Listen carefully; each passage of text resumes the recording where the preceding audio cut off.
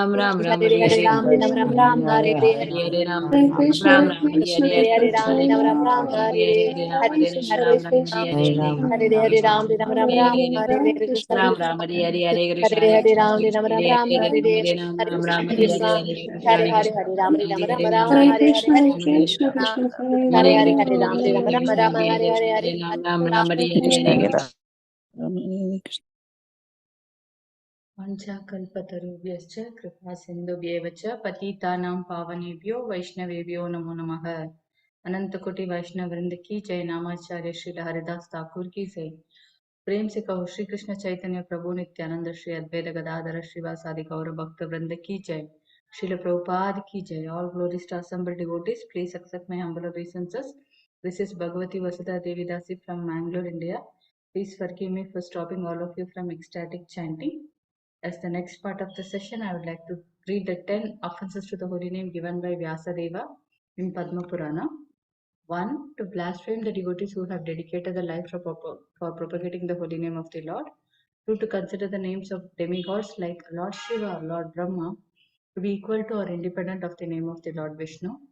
3. To disobey the orders of the spiritual master. 4. To blaspheme the Vedic scriptures or scriptures in pursuance to the Vedic version. 5. To consider the glories of chanting Hare Krishna to be an imagination. 6. To give some interpretations to the holy name of the Lord. 7. To commit sinful activities on the strength of the holy name. 8. To consider the chanting of Hare Krishna as one of the auspicious ritualistic activities which are offered in the Vedas, Karma Kanda. 9. To instruct a faithless person about the glories of the holy name. 10. To not have complete faith in the chanting of the holy name and to maintain material attachments even after understanding so many instructions on this matter.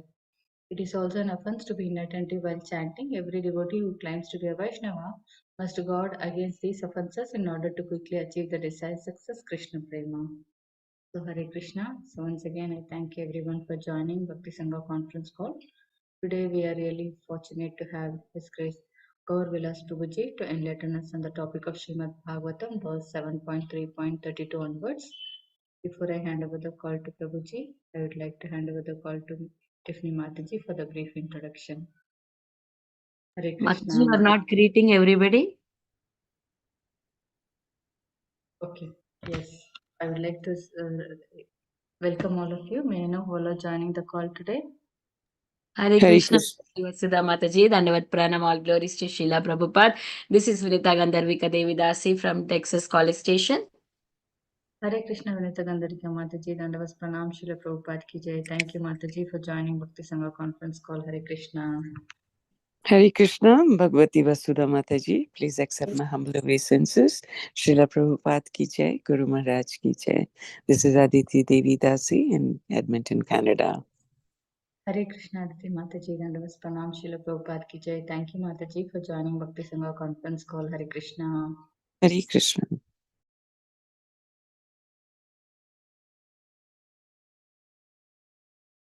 Hare Krishna Mataji, please accept my humble obeisances. All glories to Srila Prabhupada and Shri Guru and Gauranga and all the assembled devotees.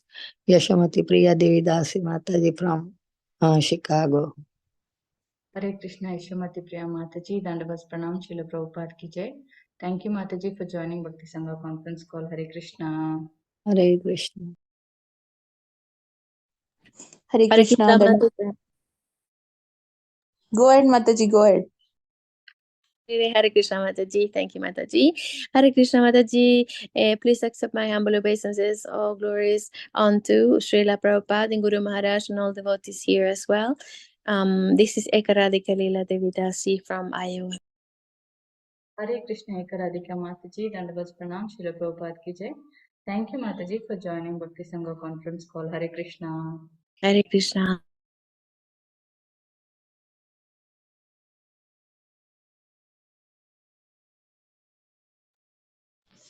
Hare Krishna, Dandavat Pranam Mataji. Dandavat Pranam to all the respectful devotees on the call. Myself Jyoti Takne from Sholapur, India. Hare Krishna, Jyoti Mataji, Dandavas Pranam, Srila Prabhupada ki jai. Thank you, Mataji, for joining Bhakti Sangha conference call. Hare Krishna. Hare Krishna Mataji. Hare Krishna Mataji, Dhanavat Pranams, all glories to Srila Prabhupada. Prabhupada and the assembled devotees. This is Revati from Atlanta, Mataji. Hare Krishna Revati Mataji, Dandavat Pranam, Srila Prabhupada ki jai. Thank you Mataji for joining Bhakti Sangha conference call. Hare Krishna. Hare Krishna Mataji, Dandavat pranams to you. All glories to Srila Prabhupada and all glories to the assembled Vaishnavas on the call. Vasundhara Devi Dasi from Bangalore, India. Hare Krishna. Hare Krishna Vasundhara Mataji, Dandavat Pranam, Srila Prabhupada ki jai. Thank you Mataji for joining Bhakti Sangha conference call. Hare Krishna. Krishna, Hare Krishna Vasudha Mataji, Dandavat Pranam to you and all Vaishnava, Srila Prabhupada, Srila Gurudev ki jai, Vrinda. Hare Krishna Vrinda Mataji, Dandavat Pranam, Srila Prabhupada ki jai. Thank you Mataji for joining Bhakti Sangha conference call. Hare Krishna. Hare Krishna Bhagavati Vasudha Mataji, please accept my humble obeisances. All glories to Srila Prabhupada. All glories to all the devotees assembled on the call. This is Anita Ramya from Sharjah, UAE. Hare Krishna. Hare Krishna Anita Mataji, Dandavat Pranam, Srila Prabhupada ki jai. Thank you Mataji for joining Bhakti Sangha conference call. Hare Krishna.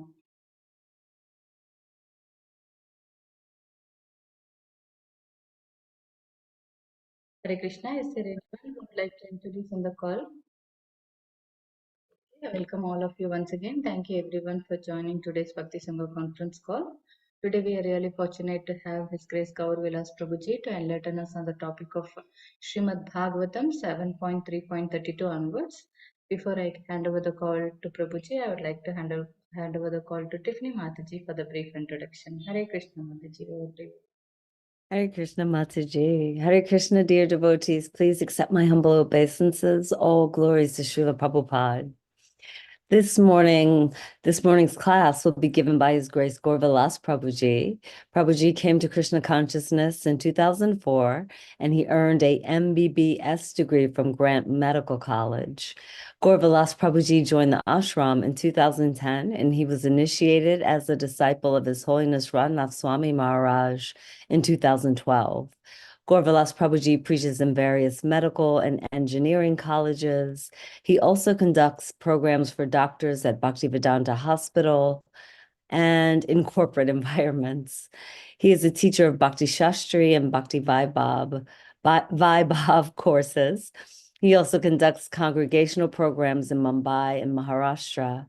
Gaur Vilas Prabhuji has done thorough studies of Bhagavad Gita, Srimad Bhagavatam, and Chaitanya Charitamrita.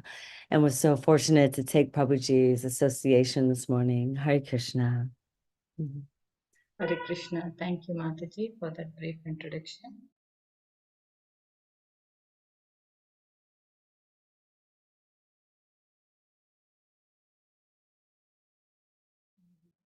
We'll wait till the Prabhuji joins.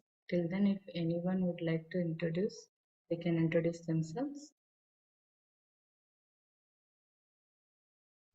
Hare Krishna Mataji, Dandavat Pranam, all glories to Prabhupada, all glories to Guru Maharaj, all glories to Assembled devotee. This is Mohini Lakshmi from Detroit.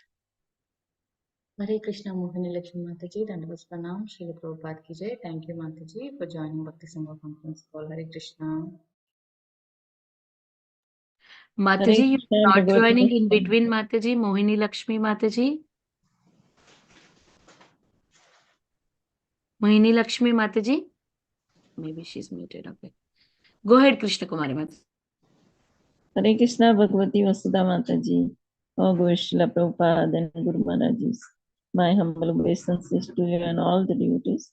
This is Krishna Kumari Devi from Rana. Hare Krishna Krishna Kumari Mataji, Dandavat Pranam, Srila Prabhupada ki jai. Thank you Mataji for joining Bhakti Sangha conference call. Hare Krishna. Hare Krishna Mataji, Dandavat Pranam. Sorry, Vinta Gandharika Mataji. I did not. I was joining every day, but I am not an overseas. So Okay, Mataji. Welcome, Mataji. Hare Krishna. I'm keeping with you, Mataji. I need too much blessing. Thank you, Mataji. Thank you for all Mataji's Dandavat Pranam. Dandavat Pranam. Hare Krishna Prabhuji, please accept all of our humble obeisances. Thank you so much Prabhuji for giving your valuable time and association. Hare Krishna. Thank you Prabhuji. We just finished with the introduction. You can take over the call Prabhuji. ॐ अज्ञानतिमिरन्धस्य ज्ञानाञ्जनशलाकया चक्षुरोन्मिलितं येन तस्मै श्रीगुरवे नमः। श्रीचैतन्यमनोभीष्टं स्थापितं येन भूतले स्वयं रूपा कदा मह्यं ददाति स्वपदान्तिकम्। वन्देऽहं श्रीगुरो श्रीयुतापदकमलं श्रीगुरून् वैष्णवांश्च श्रीरूपं साग्रजातां सहगणा रघुनाथान्वितं तं सजीवं साद्वैतं सावधूतं परिजना सहितं कृष्णचैतन्यदेवं श्रीराधा कृष्णपादान् सहगणा ललिता श्रीविशाखान्वितांश्च हे कृष्णा करुणा सिंधु दीनबंधु जगतपते गोपेश गोपिकाकांत राधाकांत नमोस्तुते तप्त कांचना गौरांगी राधे वृंदावनेश्वरी वृषभानुसुते देवी प्रणमामि हरिप्रिये वाञ्छाकल्पतरुभ्यश्च कृपा सिन्धुभ्य एव च पतितानां पावनेभ्यो वैष्णवेभ्यो नमो नमः। नमो विष्णुपादाय कृष्णपृष्ठाय भूतले श्रीमते भक्तिवेदान्त स्वामी निति नामिने नमस्ते सारस्वती देवे गौरवाणी प्रचारिणे निर्विशेष शून्यवादी पाश्चात्य देशतारिणे जय श्री कृष्ण चैतन्य प्रभु नित्यानंद श्री अद्वैता गदाधर श्रीवासदि गौर भक्त वृंद हरे Krishna Krishna Krishna Hare Hare Hare Ram Ram Ram Hare Hare Hare Krishna. So welcome everyone. Thank you for this opportunity to serve. We are discussing from Srimad Bhagavatam, Canto 7. We are on chapter 3, verse number 32. तत्त्वः परं न परमप्यनेजत् एजत् च किञ्चित् व्यतिरिक्तमस्ति विद्या कालस्ते तनवश्च सर्वा हिरण्यगर्भोऽसि बृहत् त्रिपृष्ठः। Translation: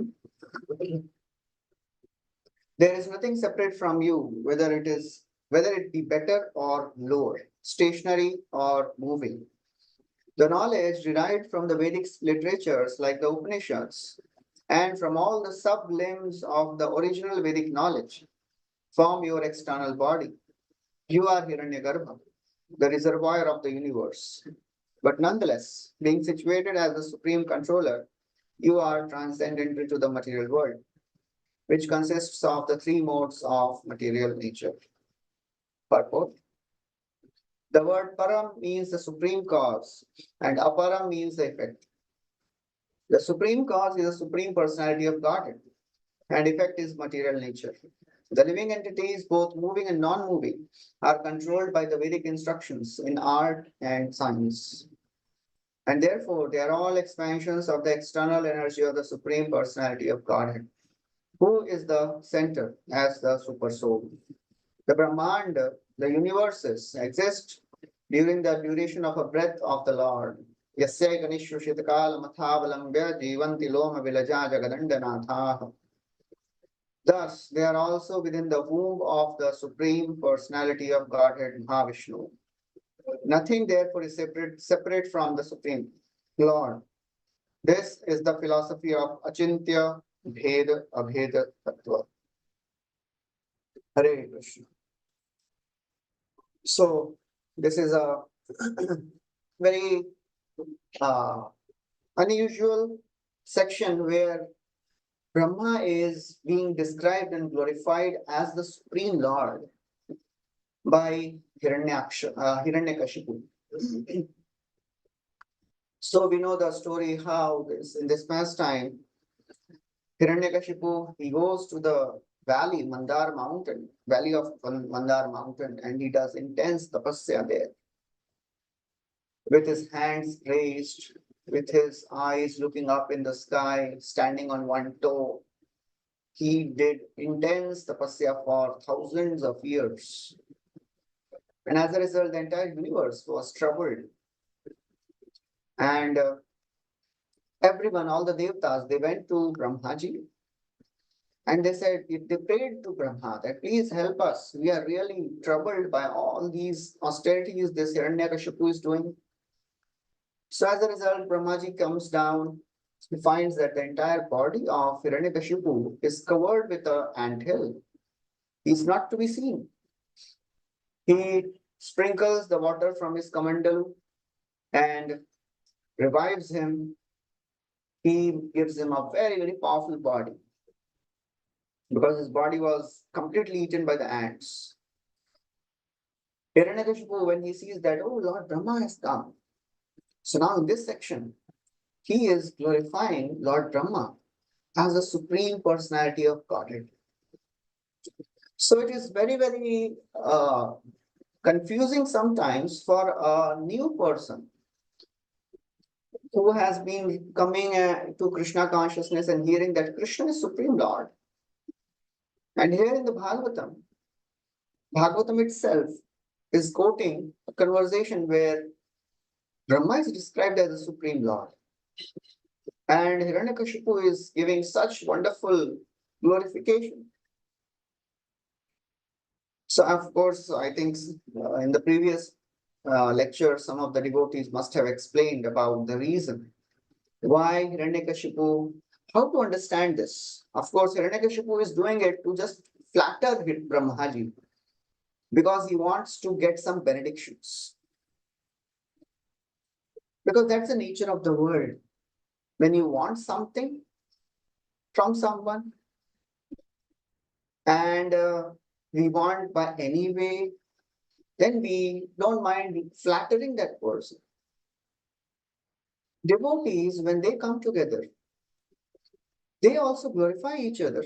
But that glorification is very genuine glorification. It is not a flattery. Genuine glorification means we glorify a devotee for what he or she is, what that devotee has done.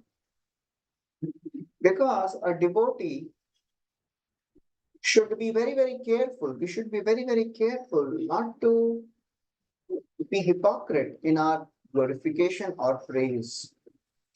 Many times it happens, when some devotee gives a class or does some service, so we come and say, oh, Prabhuji, oh, Mataji, I've done such wonderful service. And many times we don't mean it. But devotional service, it is a very, very sensitive subject matter. And it is a matter of heart. So therefore, whenever we glorify a person, that glorification should be very, very genuine. The glories of devotees and the glories of devotion, they are the topmost thing which even Krishna relishes. So therefore, if we want to progress in Krishna consciousness, we have to understand this very, very essential principle of genuine glorification, not just artificial glorification, as Hiranyakashipu is doing. Of course, in other places in Bhagavatam, Brahma is glorified as Supreme Lord by Indra. And even Lord Shiva is glorified as Supreme Lord by all the Devtas. In Samudra Manthan Leela, all the Devtas, they go to Lord Shiva. And they glorify Lord Shiva as if he is a Supreme Lord. Of course, they were sent by Lord Vishnu. You please go to Lord Shiva and please request him to drink this halal. So they come and they also glorify Lord Shiva as a supreme. And then Brahmaji is also glorified as supreme. Another place, after the Daksha Yagya, Daksha was killed by Veerabhadra and Lord Shiva is in meditation. He is very upset and angry. All the Devtas headed by Brahma, they come. And there Lord Shiva is also glorified as supreme. So there should be no confusion when we hear such subject matters. Why Lord Shiva is glorified as supreme? Why Brahma is glorified as supreme? Because we have heard Lord Krishna is Supreme Lord. He is Akhila Koti Brahmanda Nayak. Then why in these places in Bhagavatam, all the Devtas, forget about devotees, forget about demons. Hiranyakashipu is glorifying Brahmaji as supreme because he wants something from him. And he doesn't mean it also. But the Devtas, when they pray to Brahma or Shiva as the supreme, They actually mean it. But their intentions are very pure, and they know why they are praying to Lord Brahma and Lord Shiva as the Supreme. Because they know that they are also the Shakti-Avesh avatar. They are also Guna avatar, not Shakti-Avesh. They are also Guna avatars. They are as good as Supreme Lord.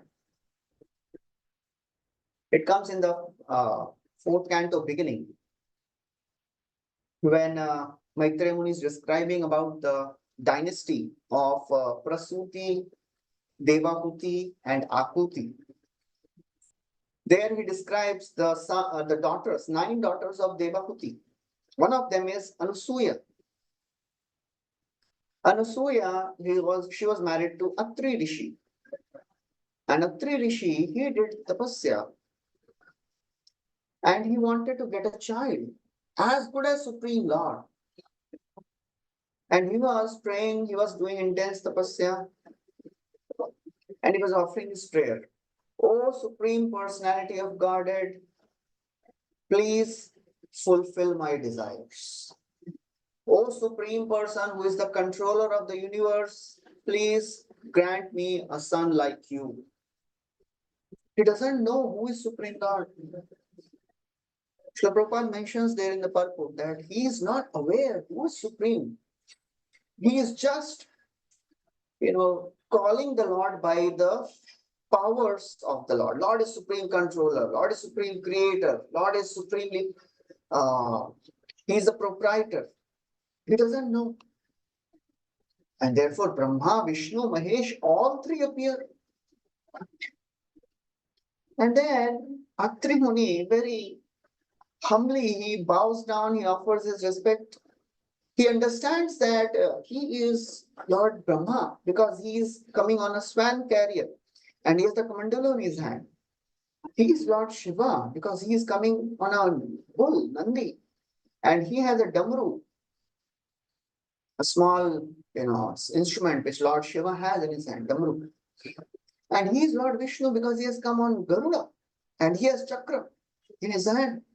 So he understood that Brahma, Vishnu, Mahesh has come, but he did not know who among them was supreme.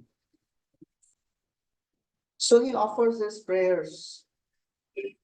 Very frankly, he offers his prayers and says, O Supreme Lords, I prayed for one Supreme, but all 3 of you have come. May I know who among you is the Supreme? There, Lord Vishnu speaks. He says, all of us are Supreme. Brahma is the Supreme Creator. Lord Shiva is the Supreme in charge of the destruction. And I take care of the maintenance. So in that sense, there should be no confusion. Why Brahma is glorified as Supreme Lord? Why Lord Shiva is glorified as Supreme Lord? Here, Hiranyakashipu is glorifying Lord Brahma as Supreme because he wants something. And it is our fortune that we are able to get such wonderful information from Bhagavatam, and we can very easily understand what is right, what is wrong. This is the mercy of Srila Prabhupada. This is the mercy of our parampara. It is not an ordinary thing. The parampara in which we have received this knowledge, it is the most fortunate thing which has happened in the life of a living entity, which can happen in the life of a living entity. We can distinguish right from the wrong, not because of our credit, because we have received the mercy of Srila Prabhupada. We have received the mercy of the entire Guru Parampara. We can distinguish, we can see what is right, what is wrong.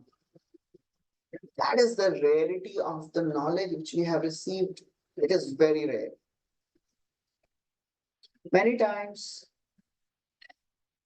people, they can't understand the fortune they have because they are not aware of what they have received. Prabhupada gives an example of a person who wanted to see gold. He had never seen gold in his life. He goes to the king and he says, "Oh king, I want to see gold." The king says, "Okay, please go out of the palace, walk 100 meters. You'll see another small palace.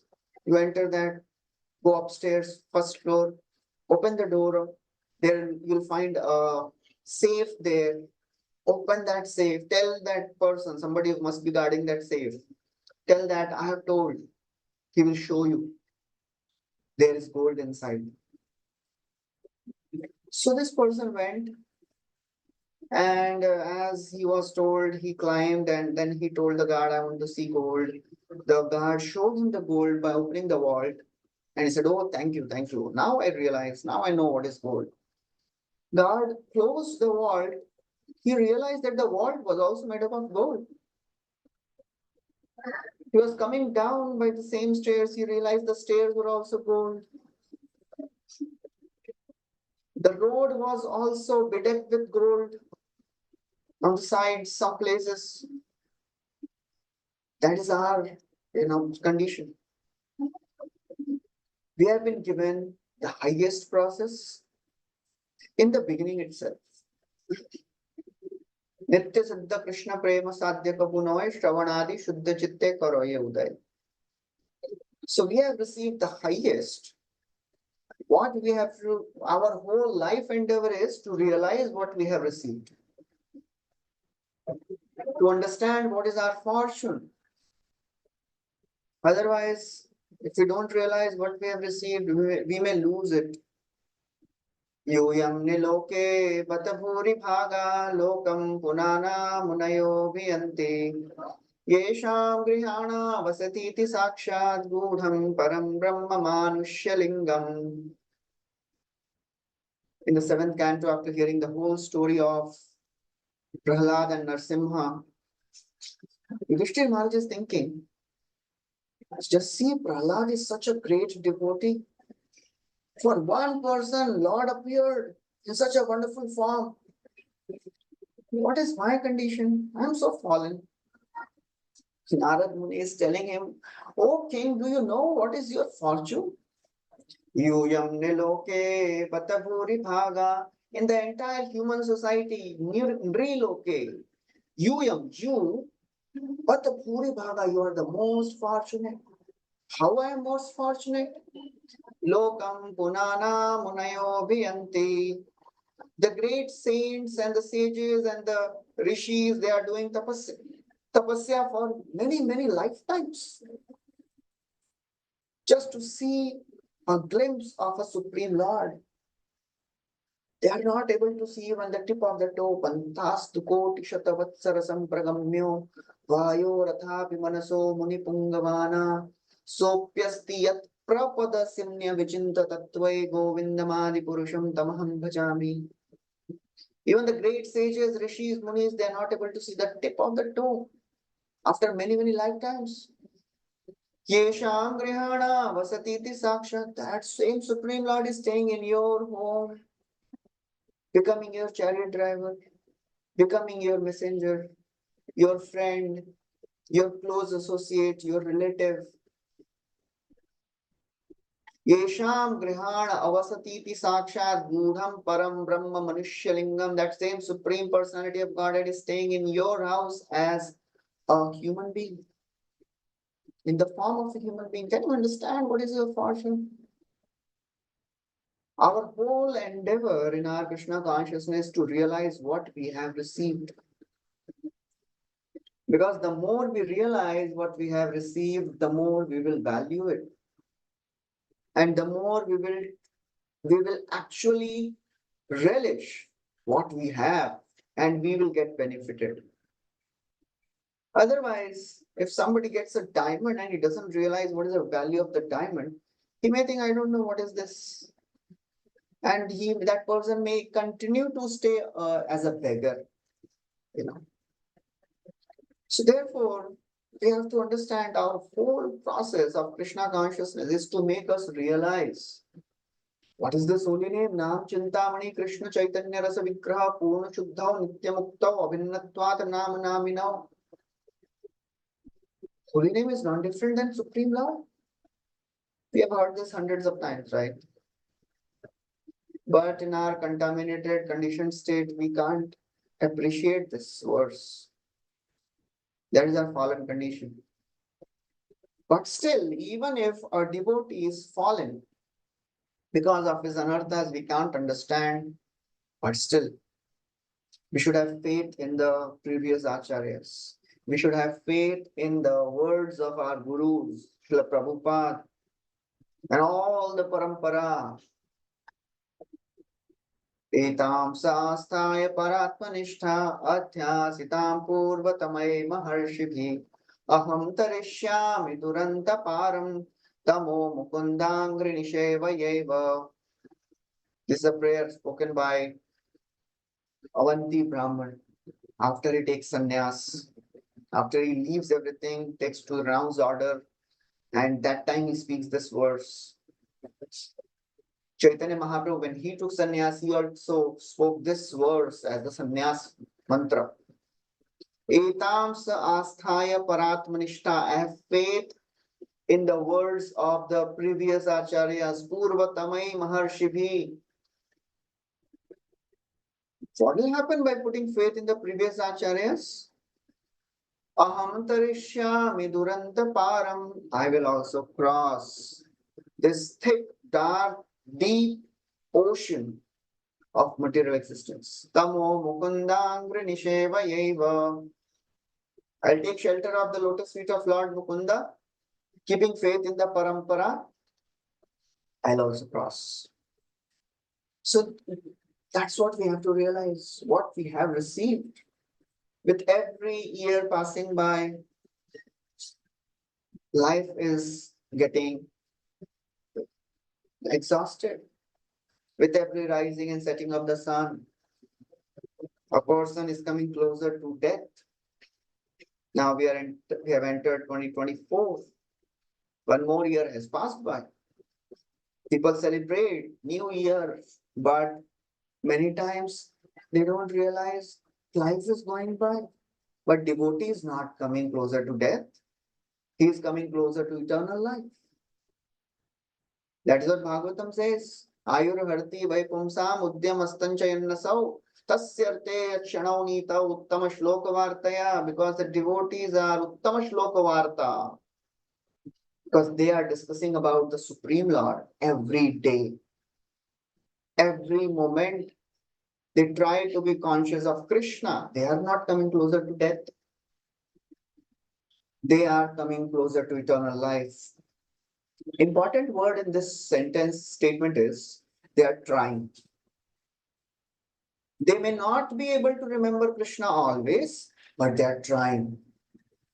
The devotees, they try their best. And that is a secret of success. Krishna is not so much concerned about whether we are able to chant attentive rounds or not. Krishna is concerned whether we are struggling to chant our rounds or not attentively. Because Krishna is pleased by the struggles of a sadhaka. That satisfies the Lord. That is what Lord wants to see. Is this person struggling? And we should not worry, I have fallen so many times. Every now and then I am falling. I am not able to chant properly. I am not able to read Bhagavatam properly. I am not able to even be awake while reading. When the Jai Radha Madhav happens, I go to sleep. When Mahaprasade Govinda happens, I get up. So that is my situation. What to do? But of course, the devotee tries his best or her best to be awake. But still, because of our conditionings, we can't be attentive always. But if we try and keep trying, even if we fall down, even if we are not able to come up to our expectations, Krishna is pleased by our struggles. Jata Shraddho Matkathasu Nirvinna Sarvakarmasu Veda Dukkhatmakan Kaman Parityago Apyanishwaraha Tato Bhajeta Mam Prita Shraddhalu Dridhanishchayah Jushmanashchatan Kaman Dukkhodarkam Shakarhayan. This is 11, 20, 27, 28. Very hope-giving verses. Krishna is speaking. Krishna is himself telling, he is aware of our struggles. It is not that, I don't know, Krishna knows how I am struggling. Or Krishna is just with his pure devotees around him and where I am, a struggling sadhaka, fallen. Is Krishna aware of my struggles? Krishna is aware. He tells Uddhav, you know, all these devotees, struggling sadhakas, you know what is their condition? Jata Shraddho. Their faith has risen in my pastimes. Matkatha. Nirvinna sarva karmasu. They know that all these sense gratification is only a source of misery. They know Ved, dukkhatmakan kaman, sense gratification will give misery. A devotee knows. All of us know this. We have heard this hundreds of times, right? But still, next is a very interesting line. Krishna says, Parityago api anishwaraha. He is not able to give up. He knows if I do sense gratification, I'll ultimately suffer. But still, he is not able to give up. Parityago api anishwaraha. Then what a devotee does? Tato bhajeta mam prita. Tato bhajet. Still, my devotee continues to worship me with love and with a happy attitude.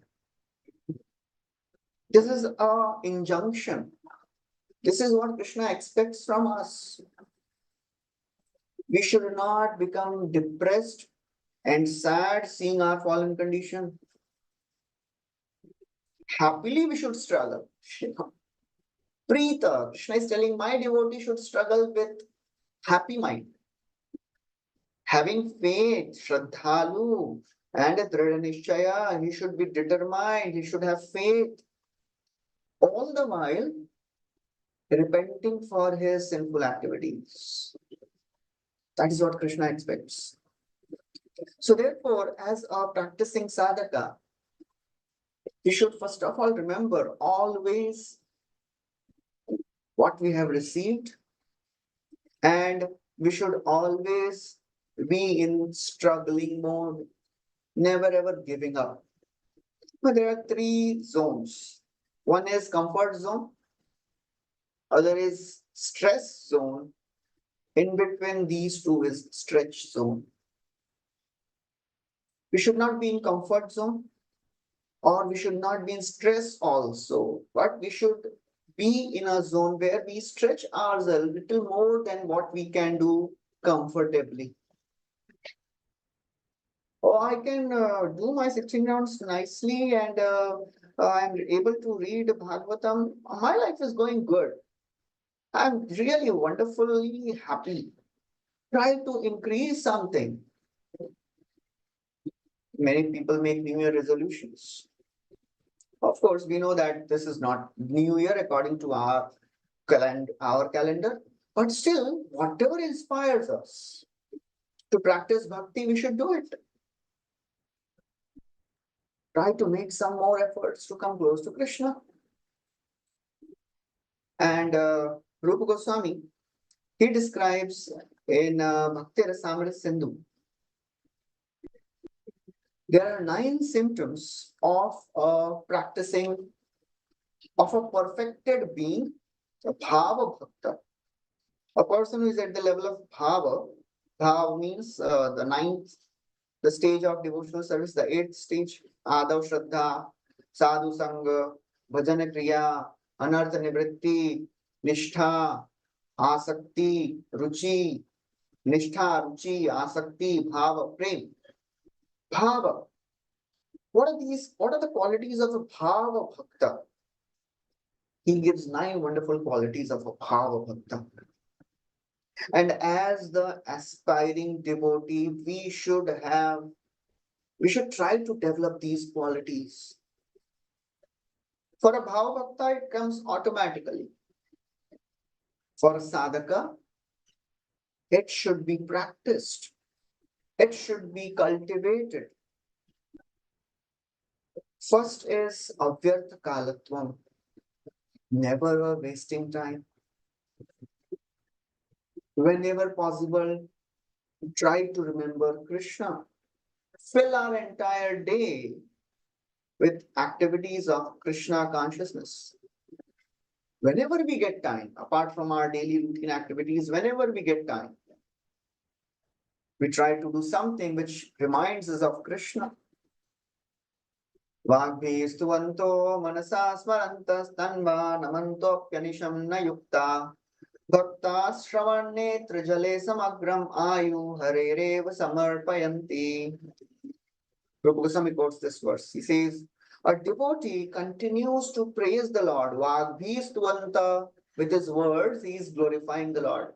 Tanavanamanta, he is offering obeisances. Manasasmaranta, he is remembering the Lord. In this way, a devotee fills in his entire life or her entire life, entire day with thoughts of Krishna, but still they are not satisfied. That's the beauty of Krishna consciousness. A devotee is never satisfied serving Krishna. Devotee is satisfied only serving Krishna and he is never satisfied serving Krishna. That's the glory of Krishna consciousness. No devotee is satisfied. Okay, I have heard enough of Krishna Katha. Now my quota is done. No, I want to hear more. No matter how much we may hear, how many hours we may hear, still I want to hear more. That's the mood of a devotee. Because Krishna Katha is the only thing which satisfies the mind. And it is the thing which never satisfies the mind because the mind wants to hear more and more and more. There's a beautiful description comes in the 3rd canto. Uddhav ji and Vidur, they meet. And then Uddhav tells that I met Lord Krishna before he was departing and he gave me some instructions. Vidurji wants to hear those instructions. Uddhavji tells, please go to Maitreya Muni. He was also there. You are senior to I can't instruct you. Please go and ask him. Vidurji goes to Maitreya and he asks, he tells, oh Maitreya Muni, please tell me about the creation of the Lord. Please tell me about the wonderful pastimes of the Lord. Maitreya Muni, he tells, Vidurji, you must have heard so much of Krishna Katha. You must have heard all these things from your father Vyasdev. Just Vidurji says, yes, I have heard lots of dharma, artha, kama, moksha from my father, but they have not satisfied me. I want to hear about Krishna Katha. I want to hear more and more of Krishna Katha. Because all these topics of dharma, artha, kama, moksha, which is mentioned in Mahabharata, they have not satisfied me. Maitreya Muni says, well, but Vidurji, you must have heard lots of Krishna Katha also, right? Vidurji says, who can be satisfied hearing Krishna Katha? Kastripnoya tirtha padobhidhana shatreshu vasurividyamana yah karnanadim purushasya yato bhava pradamage haratim chinati. Kastripnuyat, who can be satisfied hearing about Krishna? because this is the only thing which can cut off our attachments. Geharati. Geharati means attachment to our body, to our family, to our relatives, to our society. There is only one thing which can cut off these attachments. That is Krishna Katha. That is the only aushadhi, that is the only medicine which can cure the disease of bhavaroga, this material existence. Vyamoham prashamaushadam munivano vritti pravrityaushadam. There's a beautiful verse which comes in Mukundamala Stotra. It is described, Vyamoham, in this world there is complete illusion. To cut off this illusion, there is only one Aushadhi. That is Shri Krishna Divya Aushadham. Only the names of Krishna can cut off all these illusions of this world. So that is very, very important. We should not waste our time. The holy names of the Lord, they are the only means which can help us. There's a beautiful story which comes in the 4th canto. Dhruv Maharaj, after he was ruling for a long time, as predicted by the Supreme Lord, one day the brother of Dhruva, Uttam, he goes to the forest for hunting, and there he was killed by yakshas. And Suji, she followed. She wanted to find her son. She was burnt in forest fire. Dhruva becomes very angry. He wants to take revenge. He goes to the forest. He goes to the place of these yakshas. And the fight between yakshas and Dhruva, it is amazing fight. Although if somebody reads from the ordinary perspective, it is like an ordinary fight. But Vishwanath Chakravarti Thakur and our acharyas, they give such wonderful understanding of what is this fight all about. So Dhruva, he enters the city of Yakshas, Alkapuri, and he blows his conch. All the Yakshas, they understood that somebody has come and he's challenging us. They come with great force and they start shooting all their arrows and the weapons. It was a very, very fierce fight which started. It is described, Dhruva, he was alone on his chariot. Only chariot driver was there. And all these yakshas, they started shooting arrows. All of them started shooting. So first of all, Dhruva, he shot 3 arrows at a time on each of these soldiers. In retaliation, all these powerful yakshas, they started shooting arrows. They shot 6 arrows at a time. How many yakshas were there? Maitreya Muni describes there were 13,000 yakshas. So that means, 1,30,000 yakshas. And everyone was shooting 6 arrows at a time. That means Dhruva was showered by 7,80,000 arrows simultaneously. That was the fierce battle happening. And then Maitreya Muni describes a wonderful analogy to describe the situation, what is happening there. It seemed that the mountain of Dhruva was covered by the showers, rain showers. What happens when the mountain is showered by rains? Nothing happens to the mountain. The mountain gets cleansed, That is what happened with Dhruva. Vishwanath Chakravarti Thakur says, whatever lethargy he was having in his mind, that all lethargy went away and he started fighting with great vigor. When Dhruva was covered with these arrows, all the denizens of higher planetary systems, all the siddhas and all the sages, they started, praying to the Lord. Oh, my Lord, just see what has happened. The grandson, great grandson of Manu the grandson of Manu is lost. They cried.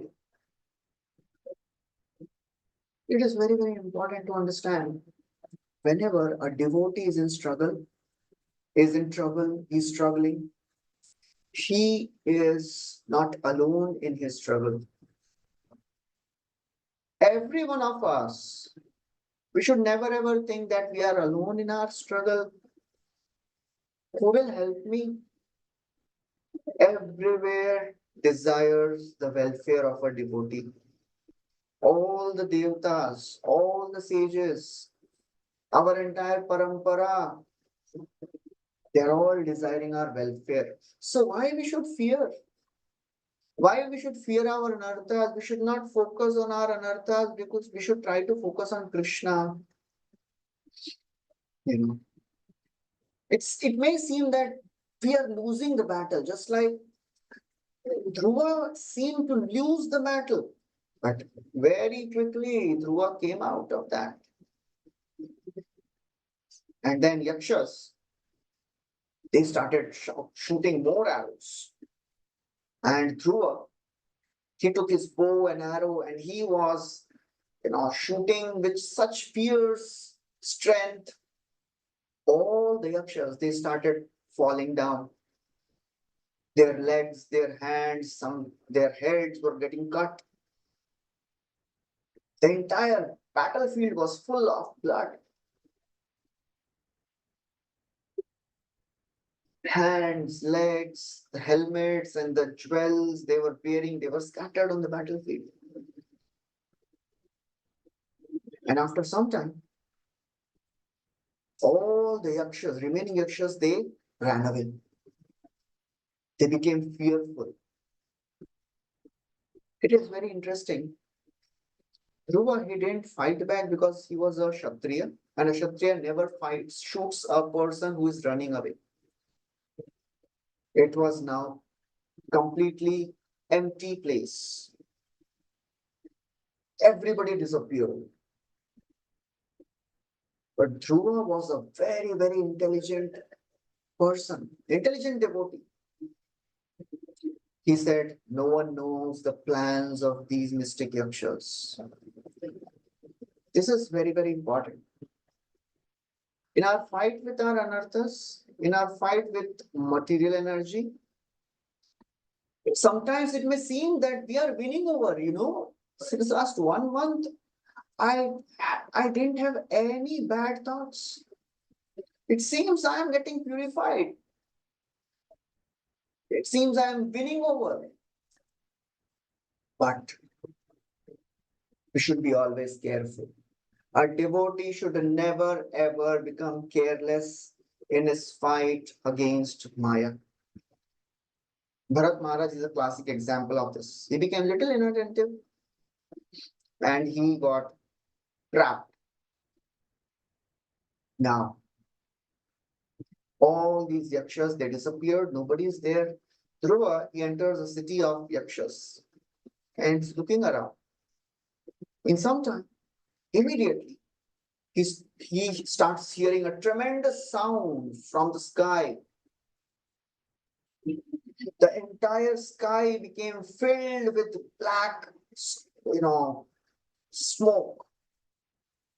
There was a great dust storm.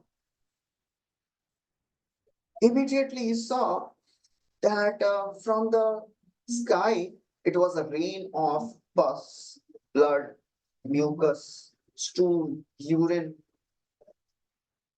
He saw very fierce, devouring animals in the sky, big serpents, lions, elephants, Serpents were emitting fire from their mouth. Mountains were falling from the sky. All these illusions were created by Yakshas. So it is very, very important to understand as we are fighting against material energy, some phases of our practice is very smooth, everything is going good, and suddenly from nowhere, a huge cloud of anarthas they come, bewildering us. And we get confused. So far, everything was very good. I was thinking that I have 1 hour. But from where these anarthas have come? A devotee should never ever trust the mind. We should be very, very careful. Mind is expert in creating the illusion of anarthas. Mind knows what is there in the deepest recesses of our heart.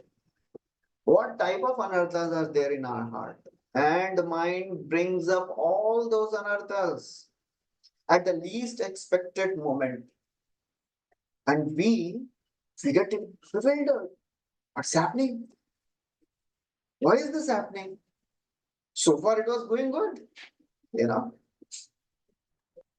So Maya can cheat a sadhaka by showing how sinful you are, how fallen you are. Just see your thoughts. Just see what all desires you have. And you are practicing bhakti, you are just a hypocrite. Any of you have experienced this any time in life, in your practice of bhakti? So many anarthas have come. I don't know from where they have come. I'm not doing anything wrong. But still these anarthas are coming. I don't know from where they are coming. You know. In that situation, what we should do? You know what will come to our help in those situations? The devotees. Interestingly, in case of Dhruva, because Dhruva was such a great devotee, all the great sages were looking what Dhruva is going through. Dhruva didn't have to call sages. All the sages, they came on their own to help Dhruva. For a sincere devotee, Lord is always working hard to protect him. So our job is to keep praying to the Lord. And there is a wonderful statement. Prayers are not a stepney wheel to be used in emergency. Prayers are the steering wheel which will drive us throughout our life. Very, very important thing. We should not use our prayers in emergency. We should become prayerers. As one time, His Holiness Radhanath Swami Maharaj, his book launch was going on, Journey Home, very many years back. One of the reporters asked him, so Swamiji, are you an author? You have written this book. Are you a writer, an author? So Maharaj said, no, I am a prayer. I just pray to the Lord, and whatever Lord inspires me, I do that. So we have to learn to become a prayer in our life. Keep on praying to the Lord. Keep on praying to devotees of the Lord. Keep on developing good relations with devotees. That will help us in difficult situations. So all these sages, they came on their own to help Dhruva. All the Guru Parampara, all the devotees, they are always ready to help us. It is our responsibility to approach them. In the case of Dhruva, it came on its own. In our case, it may come. If it comes on its own, it is good. But we have to be always eager to take shelter of devotees. And these sages, they come. And you know what they say? Very, very wonderful prayer. Very, very wonderful instruction which these sages are giving to Dhruva. That's the only thing which will help us. Auttan pad bhagavam stavasarang dhanava deva shrinotyavanatarthi haro vipakshan yannamadheyam abhidhaya nishamya chadha loko anjasa tarati dustaramanga mrityum. Oh, Uttanapad, son of Uttanapad, you have taken shelter of the Supreme Lord who is Saranga Dhanava. Saranga Dhanava means the Lord who holds the bow called Saranga. And you know, the Lord is famous for Deva Shinotyavanataarti Haro Vipakshan. He is famous for relieving the distress of the Devtas and his devotees. Arti Hara. Arta means distress. Hara means who relieves the distress. Lord is famous to relieve the distress of his devotees. So what you should do? Yannamadheyam abhidhaya nisamya chadha. Please chant the names of Lord Narayan. Invoke the Narayanastra. Loko anjasa tarati dustaramanga mrityum. Just by chanting the names of the Lord, people can cross the ocean of material existence. What to speak of this illusion which is created by these yakshas? You will very easily cross over. So that's how, when we are in association of devotees, the Vaishnava Sangha will help us to chant the names of the Lord with sincerity, with faith, with determination. Because the more we are in Sangha, the more we will be reminded of the glories of the holy names. Sakrinmanaha Krishna Padara Vindayo Niveshitam Tad Gunaragiyeriha Nateyamam Pashabhritam Shatadbhatan Swapne Pipashyanti Nachirna Nishrita. Yamraj is telling to Yamdutas, oh my sons, do you know what is the power of holy names? Sorry, Shukdev Goswami is telling this to Parikshit. He says, Sakrin Manaha, even once. Sakrit means even once. Sakrin Manaha Krishna Padara Vindayo, even once. If somebody meditates on the lotus feet of the Lord, Niveshitam Tad Gunaragiyeriva, even though if the devotee has materially contaminated mind, even in that situation, if a devotee remembers the lotus feet of the Lord, and that is our situation, that is what we are doing many times. What will happen? What is the result? That is the byproduct basically. Nateyamam pashabhritam cha tatbhatan. You will not see Yamraj. You will not see Yamdutas. Swapne pina. Even in the dreams, you will not be able to see. You have already destroyed your karma. So devotees, for them, they should be aware of what is the process they are following. That's what I started with. How fortunate we are. We should understand what we have received. Because here also in this pastime we heard how the great sages they come and they are doing what? They are reminding Dhruva, please chant the names of Lord Narayan. And that's what Vaishnava Sangha does. We are reminded. So Srila Prabhupada, he writes in the purport there, a devotee is always protected by the Supreme Lord. Lord is more eager to protect us. Many times devotees, you may think that, I don't know whether Lord is protecting me or not. Lord is very eager. Lord is more eager to save us and protect us than we are eager to be protected. So that is the power of the holy names. So therefore we have to learn to cultivate the mood of dependence on the holy names, on the devotees, because it is an extremely hopeful process.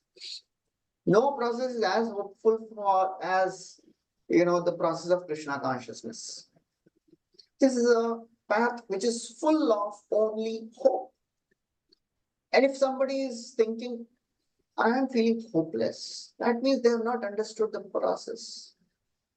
Because in comparison to our endeavors, what we are receiving, it is like that story of a sparrow trying to empty the ocean.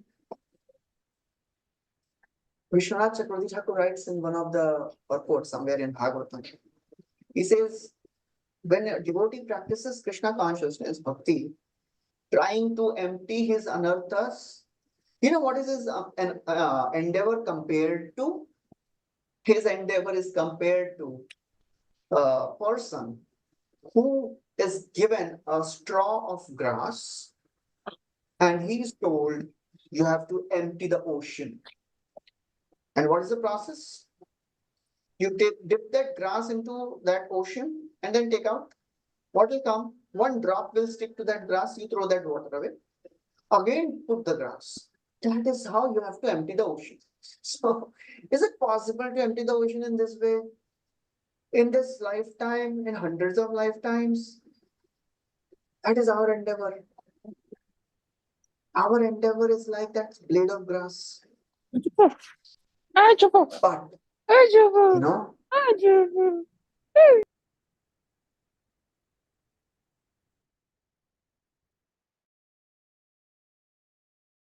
Prabhuji, you're muted.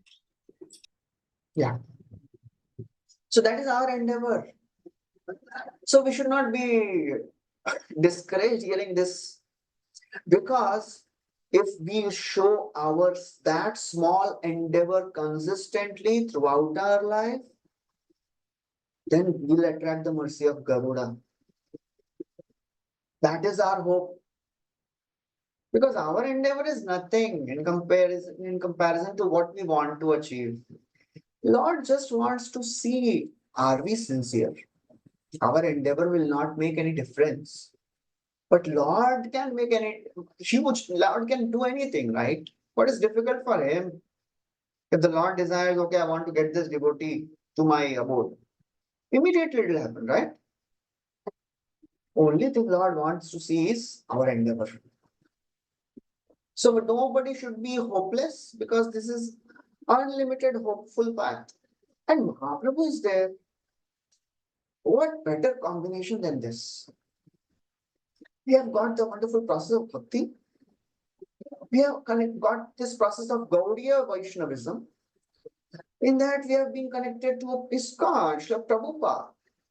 What better combination than this? So we should always remind ourselves the process, the fortune which we have. The mercy of Lord Sri Chaitanya Mahaprabhu. That's why Kaviraj Goswami says, Paya Manusya Janma Jena Shune Gaura Guna Janma Tara Vyartha Hoila. Paya Amrita Duni Piye Vishyagartha Pani Janmi Ase Kene Nahi Maila. Kaviraj Goswami says, you have got this human form of life. You are not remembering, chanting, hearing the glories of Lord Gauranga. Why did you take birth? You should have died long back. You are getting nectar and you are drinking poison. We should always remember, we have got nectar. We have got river, ocean of nectar. Bhakti Rasamrit Sindhu we have received. We have to just dive in. The more deeper we go, the more jewels we'll find there. Pearls are found in the deeper oceans, not on the superficial surface. If you want to get the pearls of realizations, we have to go deeper. That means we have to become more and more serious and sincere. Becoming serious doesn't mean you move around with a very sad looking face, serious face. No. It is about being attentive in our process of Krishna consciousness. So that is what we should work for. And of course, I'm reminding myself by speaking all this, because when we speak, we are also reminded. So I'll stop here. Thank you. Hare Krishna. Srila Prabhupada ki jai. Any questions anybody has?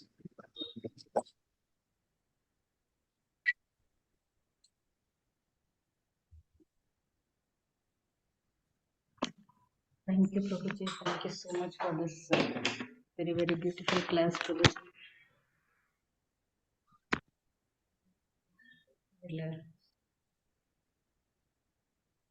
The thing that you said that all the demigods are really helping all the devotees, that was really convincing, Prabhuji. Before also we discussed this point sometime, that yes, they might be testing, but still they are really helping us to go closer to Krishna. Even the test will be like getting closer to Krishna. Thank you, Prabhuji. Yeah, there is one hand raise. Vasundhara Devi Mataji, you can please ask your Hare question. Krishna, Prabhuji. Dandavat pranams. Beautiful class, Prabhuji. What an insight, reflections, and whatever the divine instructions you gave. Beautiful, the reminders. One need to be a prayer. That was so nice. And though the sadhaka feels that he's doing good, but end of the day, like you should not feel that there is no trap behind by Maya. Beautiful, Prabhuji. Thank you so much. Prabhuji, you mentioned about the 9 qualities of Bhava Bhakta that needs to be endeavored and practiced by a sadhaka. I'm sorry, Prabhuji, I think I missed out on that piece. Would you mind enumerating again, Prabhuji? Actually, I didn't, enumerate that. Shantir avyartha kalottam virakti manashunyata ashabandha samutkantha namagane sadaruchi asaktisthad gunakhyane pritisthad vasati sthale. So these are the 9 things. It begins with Shanti. Shanti means perseverance, always struggling to come close to Krishna. Second is Avyartha Kalatvam, never wasting time. Third is Virakti, that means trying to become detached from the world. Manashunyata, that means expecting no respect for oneself. Shanti, Avyartha Kalatvam, Virakti, Manashunyata, Asha Bandha. This is very important. Always hopeful, hope against hope. Krishna will never leave me. And even if Krishna leaves me, Mahaprabhu is there. And even if Mahaprabhu leaves me, devotees will never leave me. Of course, that will never happen. But it happened in the case of Krishna Das. Mahaprabhu came back and told devotees, I don't want to see his face. Just do whatever you want with him. Shuni Krishna Das Kandite Lagila, Madhyan Kurite, Mahaprabhu Chali Gila. Mahaprabhu left. Nityananda Jagadananda Mukunda Damodar Chari Jane Yukti Tabe Korila Antar. Now the devotees are thinking, Nityananda Prabhu, Jagadananda Pandit, Mukunda, Swarup Damodar. They are all thinking what to do. Nityananda, Jagadananda, Mukunda, Damodar Pandit, sorry, not Swarup Damodar, Damodar Pandit. So they are thinking how to engage this devotee now. Then they sent him to Shachi Mata. So hopeful. Asha Bandha. Samutkantha. Always eager to serve. That is the only price we have to pay to get this taste of Krishna consciousness. Eager. 7th is Namagane Sadaruchi. Try to develop taste for chanting the names of the Lord. 3rd, 8th, Asaktistat Gunakhyane. Try to develop attraction for the pastimes of Krishna, qualities of Krishna. And the last is Pritistadavasati Sthale, developing attachment for the Dham. These are the 9 qualities we should try to develop. For a Bhava Bhakta, they are natural. For a sadhaka, we should work for it. Thank you so much, Prabhuji. I mean, though this seems to be like a doubt set, so easy, so simple, but it looks really, really challenging, at least for me in my case, Prabhuji. So would you suggest, like, I mean, there are something when you said endeavor, what is that that extra thing that a sadhaka needs to do? Is it more chanting, more listening to Krishna Katha? I mean, something of those tools that would help the sadhaka to endeavor or to develop these qualities, Prabhuji? Only one thing, be attentive. Even We increase our number of rounds, of course, that helps. But by increasing our number of rounds, what are we expecting? We are expecting at least eight mala, one round, one mantra a year sometime. So it basically want to increase the quality, right? So that is what we should endeavor for. Otherwise, Bahujanma Korayadi Shravana Kirtan Tabutana Paya Krishna Pade Prem Dhan. If we are not attentive, we may keep on chanting for millions of lives. We will not get the result. So endeavoring sincerely means trying to be attentive in all our, practices of bhakti. While we are reading, while we are serving, while we are chanting, try to be attentive. Try to always we have to remind ourselves, I have to be attentive because the nature of the mind is we forget. Even if we hear 100 classes, we forget. Always reminder is needed. So we have to, surround ourselves with the reminders of Krishna consciousness. I have to chant attentively. I have to serve attentively. I have to hear attentively. So this is how we have to plan our life. So slowly, we will advance, we'll grow. We should not have utopian expectations. Okay, I think at 10 years I'll become pure devotee. No, it starts after 10 years, 20 years, many times. The phase of purification which starts after 10, 15 years, it is intense phase. And this is the experience of every sincere sadhaka. After 10, 15 years of practice of bhakti, oh my God, poison starts coming out. Experience this in your life. My anarthas have increased, it seems.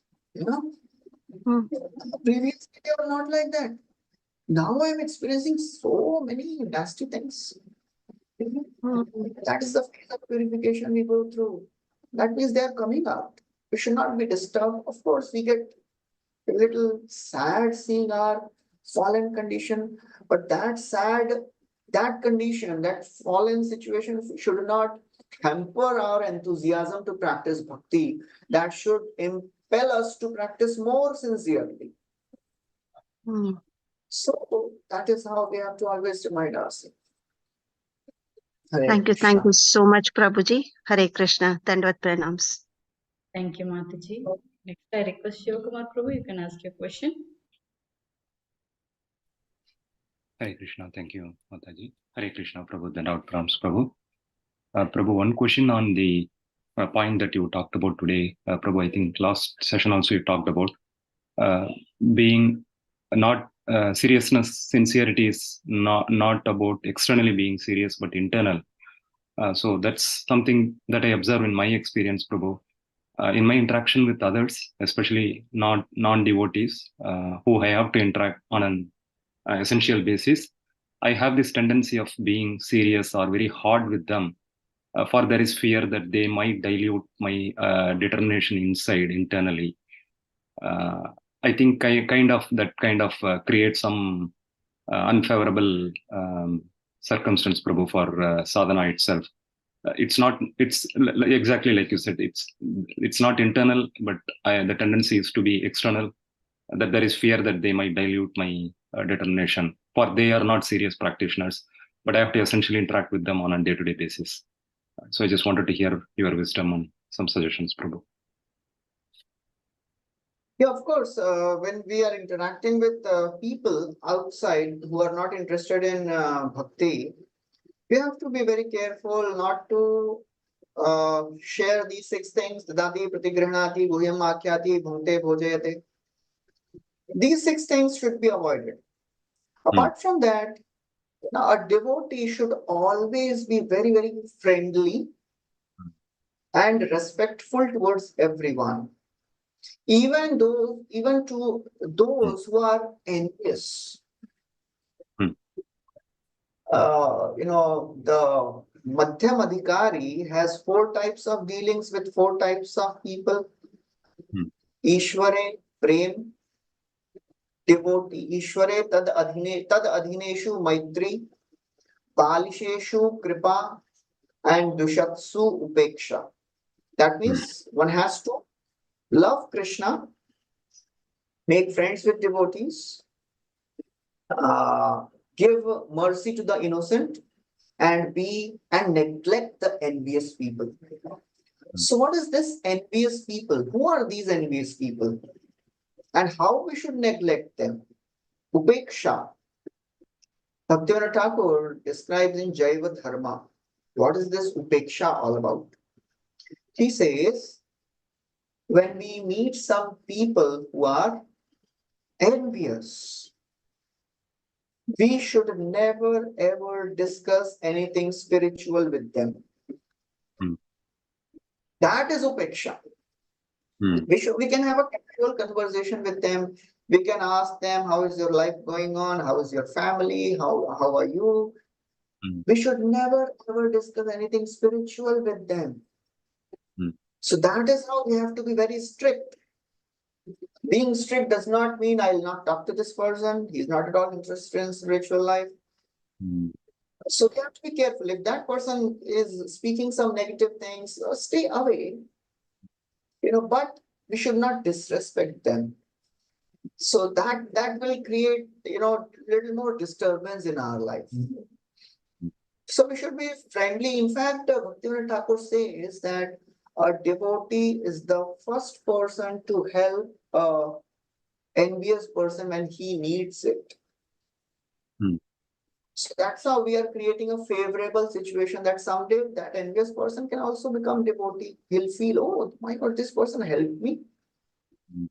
So that's how, in the workplace, we have to be very careful not to interact, not to exchange these 6 dealings, and maintain a very, very formal and friendly relationship. Friendly does not mean I exchange these 6 things, but just talk to them whenever needed, and just do the needful, basically.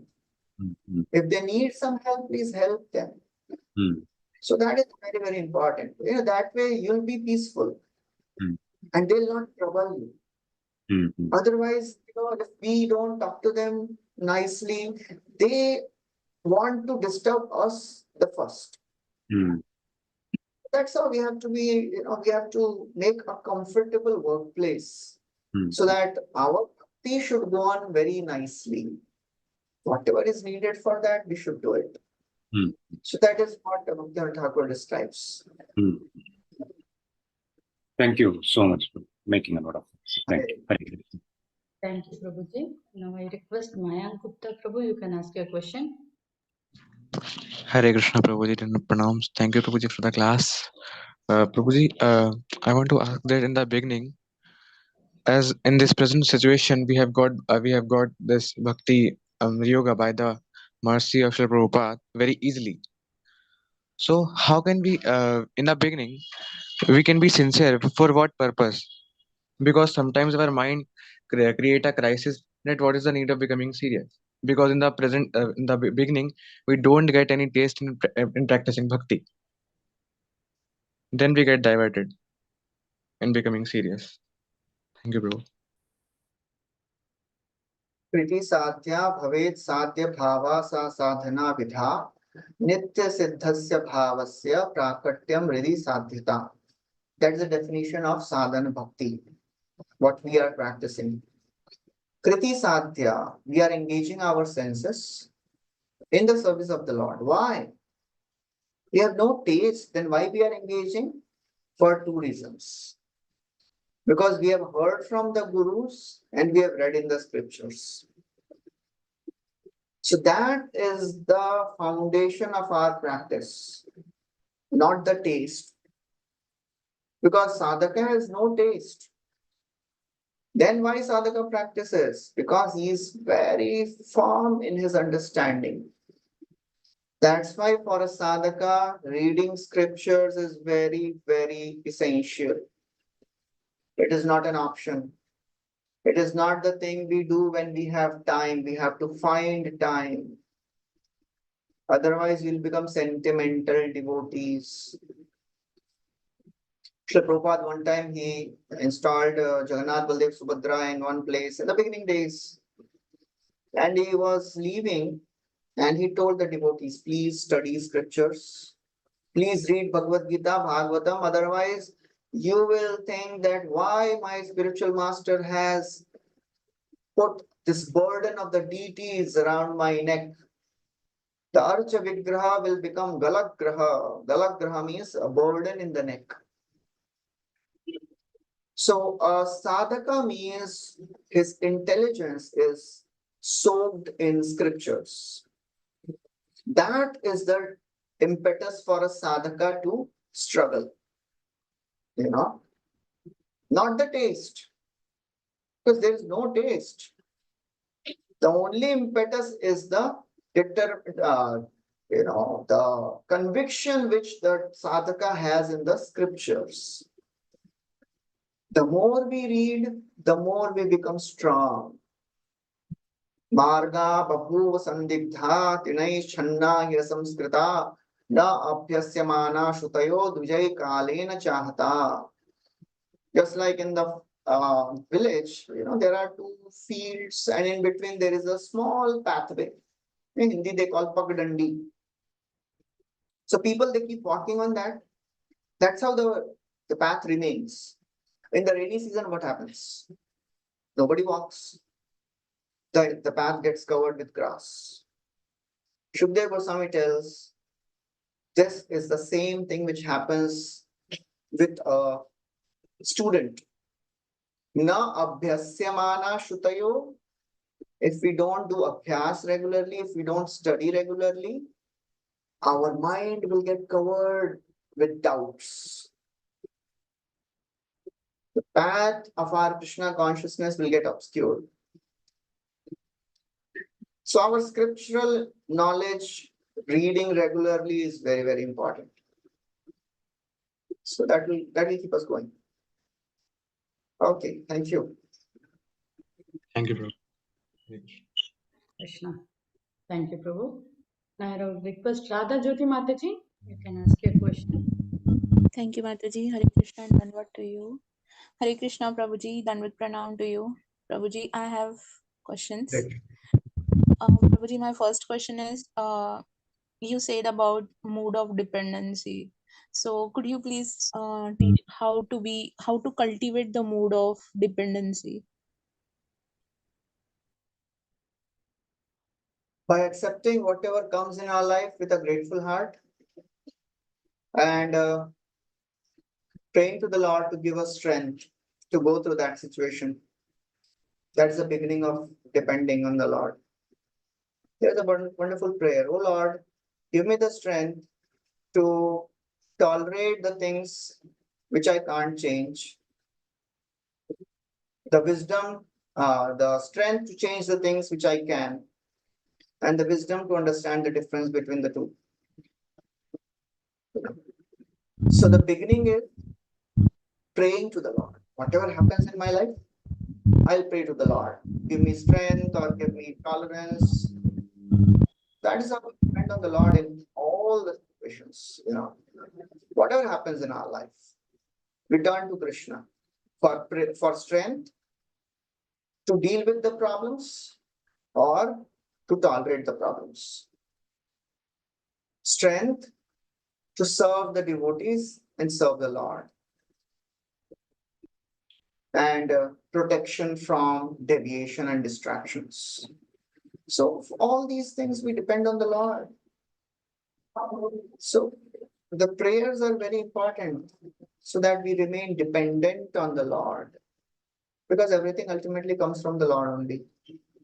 All our strength, all our capabilities, all our faith, everything is given by the Lord. So that way we have to depend on the Lord only. Where we will go, on whom we will depend. We have only our acharyas, our devotees, and Krishna. So that is our only shelter. The more a devotee takes shelter, the more a devotee gets purified, the more the devotee takes shelter of these things. Dhautatma Purusha Krishna Pada Moolam na Munchati Mukta Sarva Pariklesha Pantha Swa Sharanam Yatha. Dhautatma Purusha, the purified soul never ever leaves the lotus feet of the Lord. Krishna pada moolam na munchati. So the more we get purified, the more we will depend on the Lord. In our conditioned state, sometimes we take shelter of our wealth, our body, our relatives, our family. So all these things we take shelter of. But the more we get purified, we understand all these are themselves fallible. They themselves will never last. Dehapatya kalatra adishu atma sainyashu asatsu api tesham pramatto nidhanam pashyannapi na pashyati. You know, people, they can't understand that all these things, they are themselves falling down. How they will protect me? So that is what a devotee realizes as he or she gets purified. It is a gradual process. We all are struggling, going through the phases of purification. We have to just keep on praying sincerely. Hare Krishna. Thank you. Srila Prabhupada ki jai. Srimad Bhagavatam ki. Prabhuji, I have a question.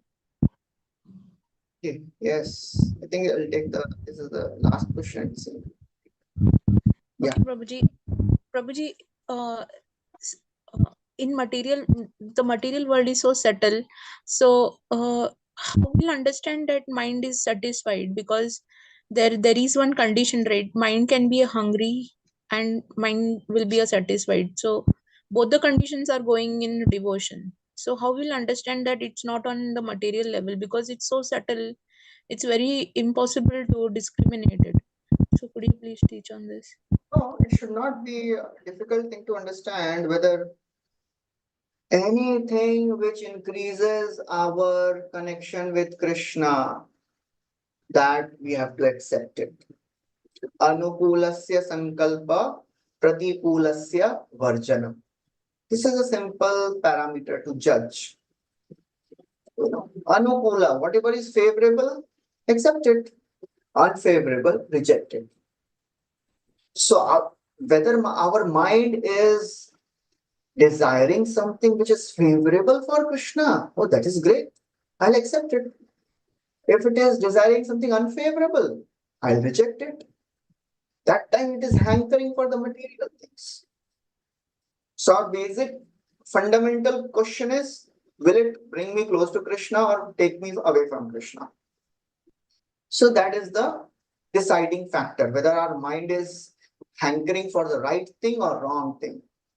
And most of the times in the conditioned state, mind hankers for the wrong things only. Our intelligence, when the more it gets purified, the more intelligence directs the mind for hankering for right things. So that's how, and if you're really confused about a particular situation, just ask a devotee around you. And you'll always find one. I hope that none of us are in that situation where I don't see anyone around whom to ask. We have so many devotees around us. So many wonderful senior devotees. They can answer our doubts. So take shelter of them. Okay. Prabhuji, actually, the particular situations that we are rejecting, if it is designed by God or Krishna, so how will understand it?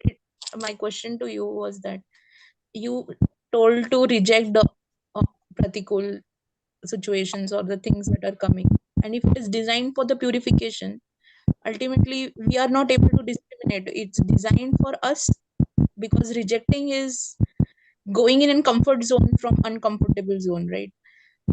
No, because there is some disturbance in the background.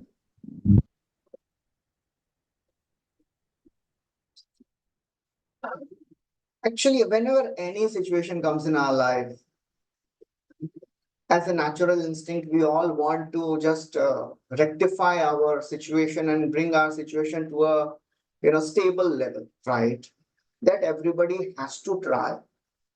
It is not that voluntarily we put ourselves in some difficult situations. No, we should never do that. And nobody does that. Whenever some situation arises, we should always have this one question. Of course, that is a very difficult question to ask. What Krishna wants me to do in this situation? What Krishna wants me to learn in this situation? Of course, we have to deal with the situation, but with every situation, Krishna puts his devotees in. He wants his devotees to grow. There is no option to it. There is no maybe he wants me to suffer. No. Always he wants us to grow. Sometimes we understand, sometimes we don't understand. And we cry, we lament, we just become upset. We have to deal with the situation, no doubt about it. Along with dealing with the situation, we have to try to find where is the silver lining here. There is something which Krishna wants me to learn. And I have experienced this in my life. At least few times I've experienced this. For sure, Krishna wants us to learn something. That we have to find out. If you're not able to understand, just take shelter of some devotee. So deal with the situation at the practical level, but always depend on Krishna. What I can learn from this while dealing with the situation. Please try to look for the lessons. Hare Krishna. Hare Krishna, Prabhuji. Eternally grateful to you for the answers. Thank you so much. Hare Krishna. Thank you. Thank you, Mataji, for the question. Thank you, Prabhuji. There are no questions. Everyone are thanking you for your very beautiful class, like Lalita Mataji and Dinabandhu Prabhu, Parima Mataji, Hemi Mataji. All are really thanking you from their heart, Prabhuji. So if there are no questions, I'm just we can thinking end all this, whatever I have heard, whatever I have learned. So please, all of you, please bless me also so that I can also follow, practice. It is easy to speak these things. Most of the time, these things come, from the head.